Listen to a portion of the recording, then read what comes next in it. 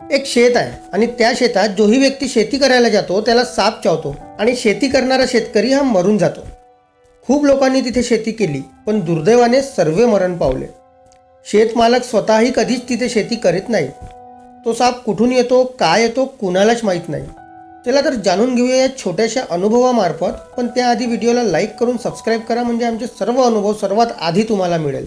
रामपूर साखरीटोला म्हणून एक गाव आहे. त्या गावात बाबांचे सेवक श्री सुखरामजी राहत होते. अत्यंत गरीब घरची आणि हलाखीची अशी त्यांची परिस्थिती होती. शेती करायला पैसे नसल्यामुळे ते ठेक्याने शेती करायला घ्यायचे. त्याच गावात एक शेत असं होतं की त्या शेतात जोही शेतकरी शेती करतो त्याला साप चावायचा आणि तो तिथेच मरून जायचा. त्या शेतामध्ये खूप मोठा साप होता. 2-3 शेतकऱ्यांनी तिथे शेती केली पण त्या सापाच्या दंशामुळे दुर्दैवाने त्यांची मृत्यू झाली. भीतीमुळे शेतमालकही तिथे शेती करत नव्हता. त्या शेतीची आणि त्या सापाची इतकी दहशत होती की तिथे कुणीही शेती करायला ते शेत घेत नव्हता. त्यामुळे 5-6 वर्षे ती जमीन तशीच पडून राहिली. मग सुखराम या सेवकाला वाटले की असं गरिबीमध्ये मरण्यापेक्षा आपणच ती शेती करायला घ्यायची, कारण भगवंत आपल्या सोबत आहे, आपल्याला कोण मारणार, असा त्यांनी प्रण केला आणि ते त्या शेतामध्ये काम करायला गेले. ते सेवक उपाशी पोटीच त्या शेतात काम करायला गेले असल्यामुळे त्यांच्या मुलींनी त्यांना शेतात डब्बा नेऊन दिला आणि सांगितले की बाबा तुम्ही उपाशीच काम करत आहात, आधी जेवण करून घ्या आणि मग काम करा. त्यांनी तसंच केलं.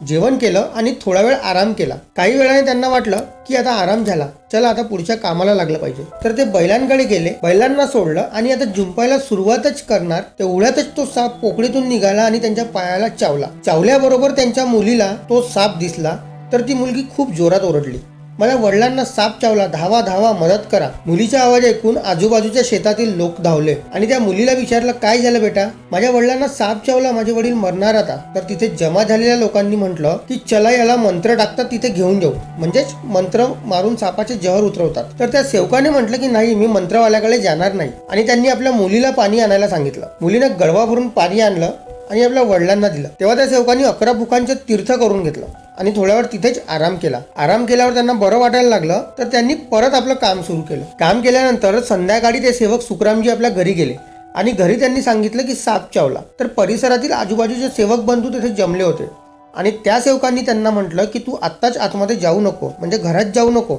आधी आंघोळ कर आणि भगवंताला ज्योत लावून विनंती करून सांग की मला साप चावलाय. त्यांनी तसंच केलं.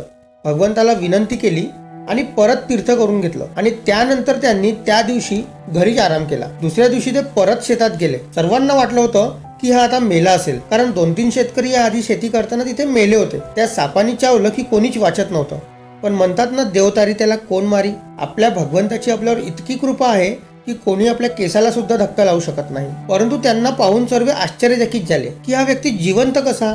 लोकांनी चक्क त्यांना विचारले की तू जिवंत कसा, पण सुखरामजी काहीच बोलले नाही. तर लोकांना वाटले की याला जादूटोणा येत असेल म्हणून हा वाचला. तिथल्या एका व्यक्तीने तर हद्दच पार केली. त्या व्यक्तीने सुखरामजीला म्हटलं की माझ्या मुलीला ताप आला आहे तर तू काहीतरी मंत्र मारून तिला बरं करून दे.